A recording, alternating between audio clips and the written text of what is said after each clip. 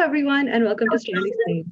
My name is Sakshi Shindu, and today I have the good luck to be joined by Dr. Aparna Ganpati. Dr. Aparna Ganpati is the Associate Director of Clinical Genomics here at Strand Life Sciences. She did her Bachelor of Sciences from St. Aloysius College in Mangalore, her Master's from the University of Mysore, and followed by her PhD from the Jawaharlal Nehru Center for Advanced Scientific Research in Human Genetics. Hi, Dr. Aparna, how are you doing? Hi, Sakshi. How are you doing? Good, good, thanks. Thank you so much for being on this podcast with us today. I'm really excited to get into this conversation, which today will be focusing mostly on rare disease genetics, because that's one of the hats you wear here at Strand. So I was wondering if you could just start off with you telling us about your journey into rare disease genetics. What piqued your interest? What got you into this, maybe not niche, but slightly more specific area of genetics?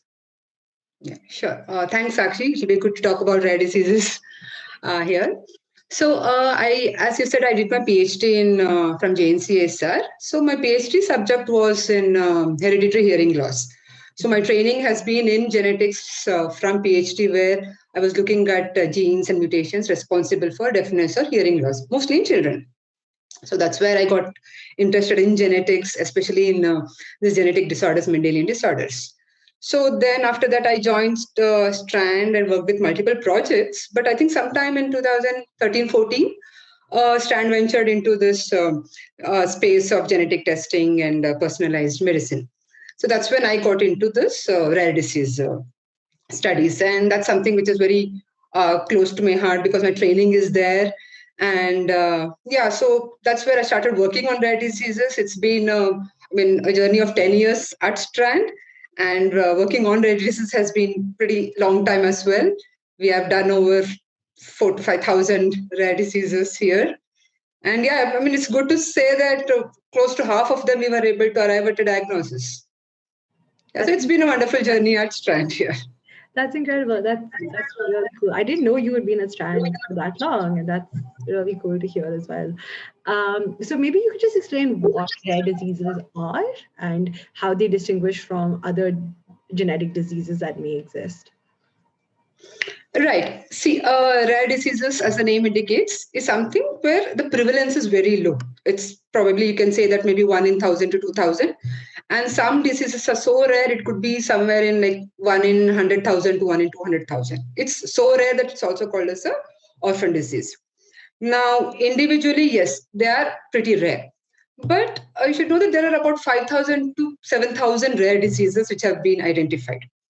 Okay, and each of them, if you see individually, yes, they are rare, but when you look at it in totality, there are about 300 to 400 million people worldwide affected with rare diseases. So that's a huge number, you see, although we call it rare, but in totality, it does have a lot of a burden. Now, one more sad thing about rare diseases is that it mostly affects children. Most of them are like very early onset and childhood prevalence, and unfortunately nearly 30% of them, they die even before during early childhood, very early childhood, sometimes even prenatally. So that makes it more important that, and okay, one more thing is these rare diseases, about 80% of them are genetic in nature. When I say genetic, a mutation in a single gene can cause the disease. So that's where for rare diseases, genetic testing become very important because you are able to arrive at a diagnosis with the help of genetic testing. So this is a brief introduction about the rare diseases, which is really not rare. I can see what you're saying. So what you're saying is, although the individual disease itself may be rare, together rare diseases are relatively common. Yes, that's right. And I mean that does make sense.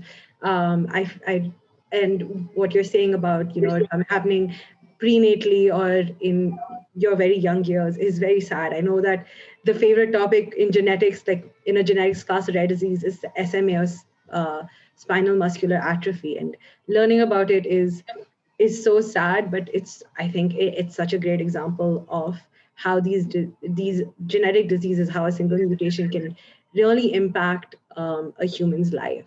And so Yes. It's a very fascinating subject to me, for sure. So you mentioned that one of the big areas of research in rare diseases is rare disease testing, and that's also something that Strand works in. So could you maybe talk about what the different areas when it comes to rare disease research are, what are the applications that exist within the spectrum of rare disease research? So in generally, if I have to talk about genetic testing for rare diseases, there are different types of testing which is being done. One could be at the chromosomal level, which is called as karyotyping, where you look at if the entire chromosome is intact or not, whether the number of chromosomes are intact or not. And other one is you'll be looking at big regions which are deleted, duplicated by techniques such as chromosomal microarray, etc. So these are at the larger level. But at Strand, what we are doing is we are looking at the genes which are responsible for several of these diseases. Okay, that is done by next generation sequencing. So as I said, most of the rare diseases are genetic in nature.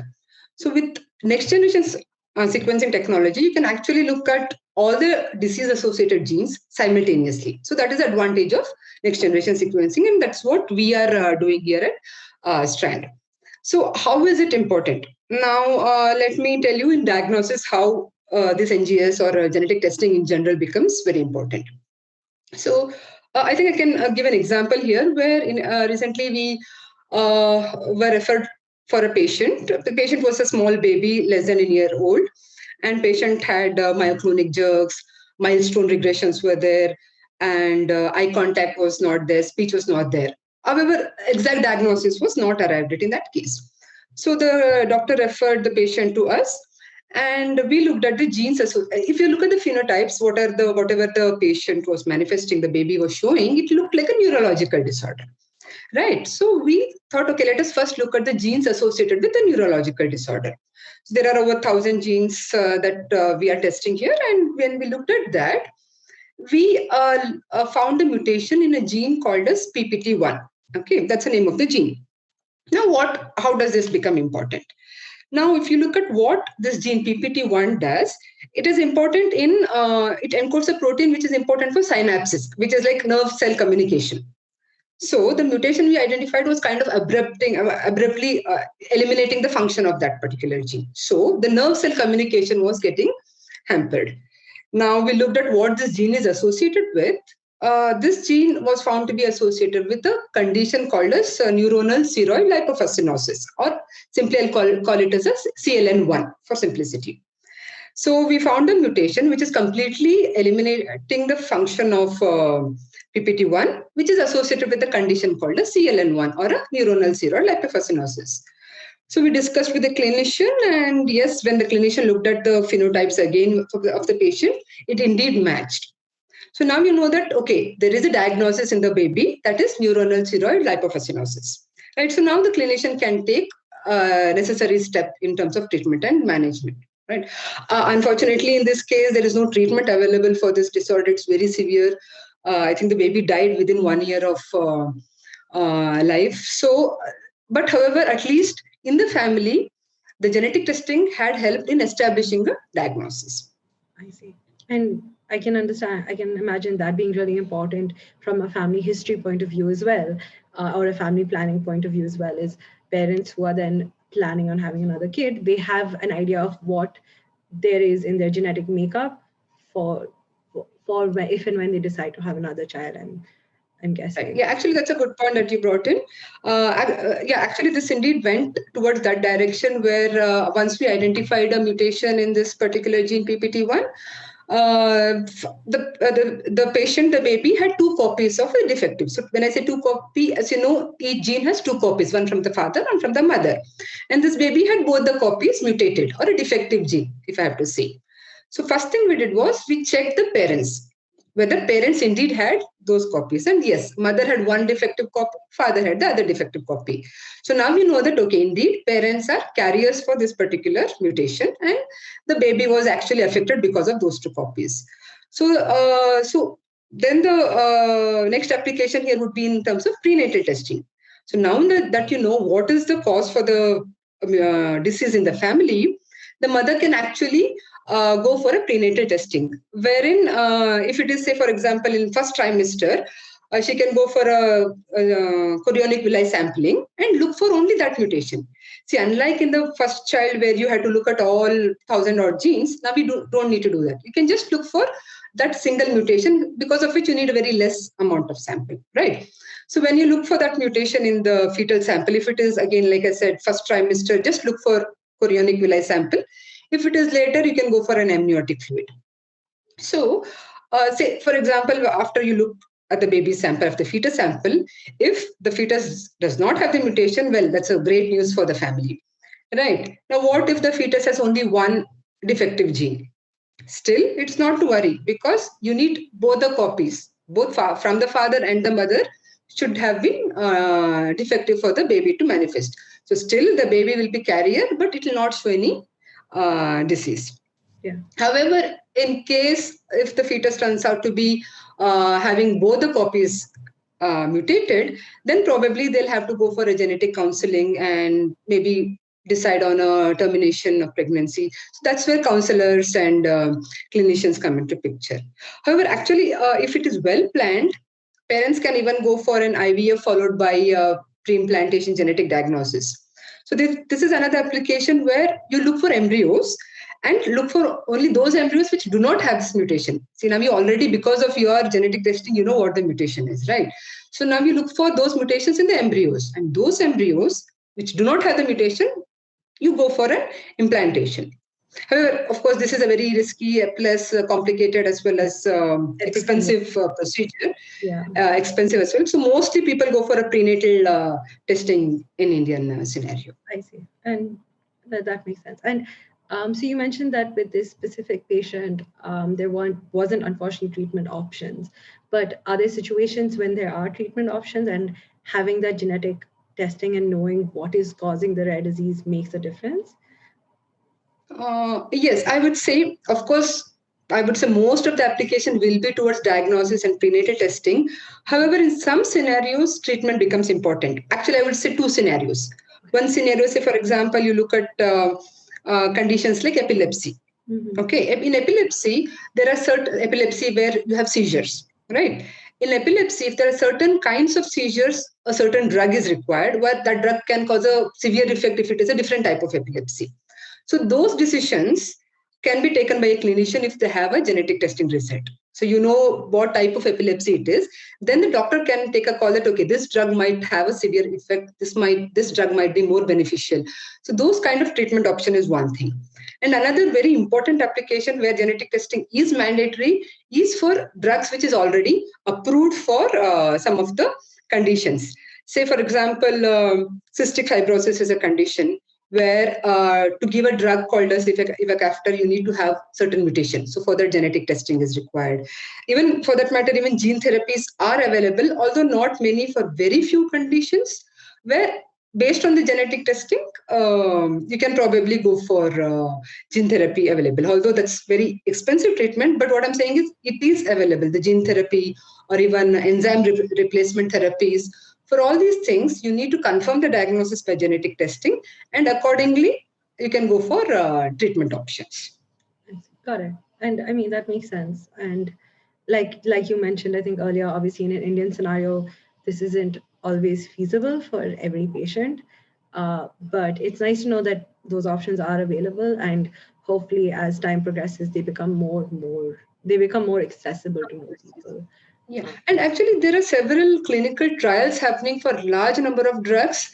So many of them are actually in phase 3 trials. Okay. So those also might, and there are several investigational drugs underway. So those are also the leads which is happening in the rare disease arena, where genetic testing is actually helping the patients and the families with the condition. There are also sponsorships available for several of the conditions. Support groups are available. Okay. Yeah, that's nice. I think one thing that sometimes gets lost in all of this, especially you're talking about the genetics of a disease, is the human side of this. At the end of it, like you said, there is a patient involved who's not only their life, but their whole family's lives are affected.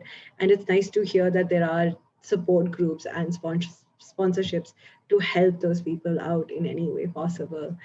So jumping tracks a little bit, we've been talking about how rare disease testing happens and the applications of it.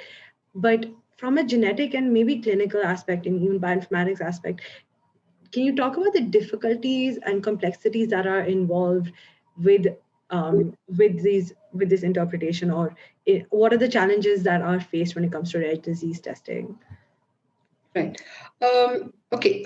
So, like I said, in this case, there are more than 20,000 genes, right? Protein coding genes. However, not all genes are really disease causing. There are about 4 to 5,000 genes which are associated with disease.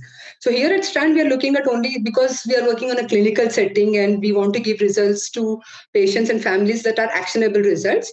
So we are looking at those 4,000 odd genes which are associated with the diseases. Now here, as you're sequencing, you are bound to find tens of thousands of variants. It's a DNA sequence. There are a lot of changes which are happening, but not everything is really harmful. Right? You will find tens of thousands of variants. Now, when you have so much of variants, which is the one disease-causing variant which is causing the disease in the family? Right? That's where a technology comes in picture. So now you have tens of thousands of variants. Now, how will you come to that single disease-causing variants? For that, we use bioinformatics and computational tools, wherein what we do is we compare is this particular variant that we have identified, is it present in normal individuals? Okay, there are databases where there are 100,000 normal individuals sequenced. So you have the data for so much of data is already there. Now compare this. Is it present there? If it is present in many of these normal people, it is not likely to be disease causing. Okay. Plus, you also have tools, inbuilt tools, where you can see whether a change in this kind of change in the protein, can it be really harmful for the protein structure? Many of the changes in the protein are really not so harmful. These are also predictions, but at least it is giving you some hint that, okay, is this really causing any damage to the protein or not? If it is causing damage, of course, this might be a variant of interest. Right. Plus, then also you look at our own internally, see what's happening in the control population. I said it is from all over the world. You want something from within India, right, to match it for a population. So we have our own in-house set of patient data. We compare it. So the variant, if the mutation, if it is also present in many of these Indian population, Indian subjects, maybe that is not disease causing. So that also gets eliminated. And one of the very important information which is required to say that a particular change is disease causing is literature, the published data. First thing is this gene really associated with the disease? See, you're not interested, if you're looking at a neurological disorder, you're not interested in a change which causes a skin disorder. Right. So you will be focusing on genes which are really associated with the diseases of your interest. Plus, you'll also see whether there are any published literature, functional studies available anywhere published. So that is like huge amount of data which is available. So all those, if it is integrated in one place, you see multiple things in one place will help you in taking a decision, quick decision to say that, yes, this is indeed disease causing, or this I can actually ignore, this is not disease causing. So with all this in one place, that's how we have been able to look at so many thousands of cases and come to a diagnosis in many of these patients. I see. Yeah, it's crazy how much effort goes into it, into just a single diagnosis, right? I think the common misconception, a common idea is, oh, I'll send my genetics in for testing and come back with an answer. But it's not just like, it's an A to T here, so that is the cause. There's so much involved, like you're saying, in terms of identifying the right variants, looking at the bioinformatics predictions, looking at the literature, and I can definitely see the advantages of having all that information kind of available at your fingertips, easily to help with those interpretations. And again, these are mostly what you call it, maybe not predictions, but likely suspects is maybe the right word there. But yeah, it's so cool, and it really just to add to that. So a good thing that you brought that likely to be disease causing, because see what happens is when you're looking at a change, and if the change is already present in literature saying that, okay, this is known to be causing disease, you know that, okay, this is a disease causing. We call it as a pathogenic or a likely pathogenic variant. Yeah. Now, see, you do not have so many studies published from India. And because gene pools are so different, you're bound to find new changes within Indian population. right? You will find one change in a gene. The gene is of interest and it is not seen in any control population. There is no published study available. What will you do with that? So that's how scientists look at all these additional information and then take a call that, okay, I might not be able to call this as a disease causing for the time being. However, we cannot ignore this particular change. So I will call it as a variant of uncertain significance. So all these variants, we have a lot of variants of uncertain significance, or VUSs is what we call.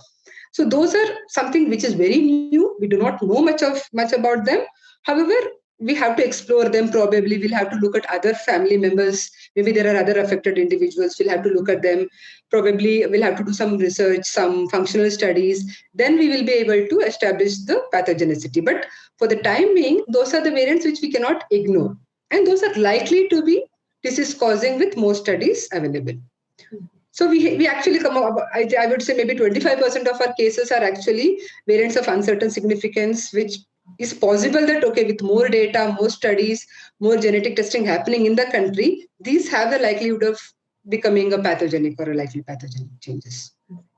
Yeah, like I said, I mean, that makes sense. And like I said, it really does add to the mystery element of it, where there's still so much to know in all of this, which is a little sad, but also a little exciting from a genetic point of view specifically. So I had a little bit of a weird question for you, if you're comfortable answering it. What is the rarest disease or disease with the lowest incidence you've ever come across? And could you maybe tell that story of how you discovered it and what the variants involved were and so forth? Okay. There have been multiple such very interesting cases that we have come across. So there was one case which was referred to us where we found very weird observation in the NGS data. Okay, so here I would actually like to appreciate our bioinformatics team. We have a very good bioinformatics team who can probably catch all those weird changes. So we were looking at that and we found that there's something wrong happening, some changes in the NGS data which we are not able to really identify what it is. But then we asked our bioinformatics team. They did some additional investigation and tried to see where this particular change is happening, what is happening.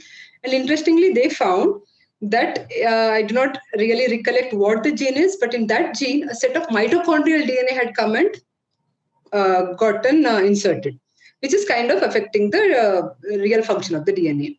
Okay. So that was very interesting, and I don't think anything has been published towards that extent. But this event where, because of some mitochondrial because where a mitochondrial DNA comes and integrates into a genomic DNA and affects the genomic architecture. So that was a very interesting finding that we came across in our past. And another one more interesting finding was where I think we had written up a magazine article also on that, where the story was that there was a baby who had very severe anomalies and died prenatally.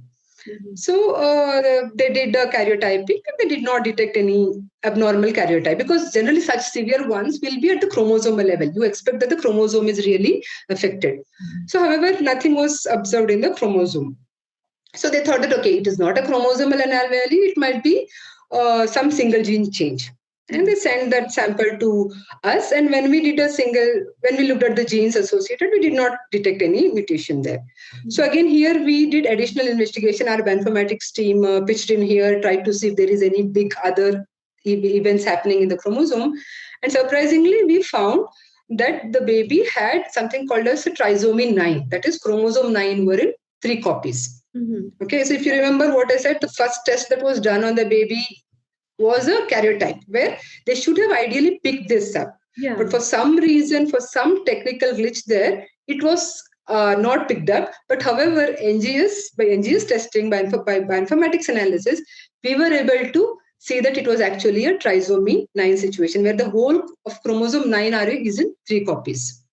Yeah, that's so interesting. I was about to, when you said it's a trisomy 9, I was like, didn't you just mention there was a karyotyping done? I was a little confused, but that's so cool.